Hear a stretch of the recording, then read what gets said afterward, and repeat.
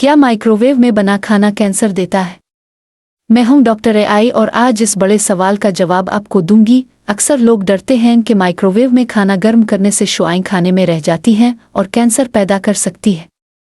इसी खौफ की वजह से कुछ लोग माइक्रोवेव बिल्कुल इस्तेमाल नहीं करते।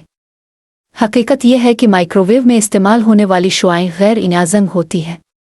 ये इतनी ताकतवर नहीं होती कि DNA को नुकसान पहुंचा सकें और खलियात को बदल सके।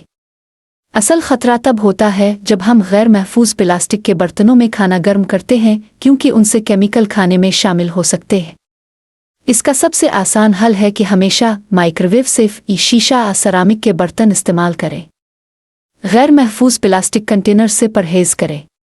खाने को ज़्यादा देर या ज़्यादा तेज़ दर्जा हरारत पर गर्म ना करें।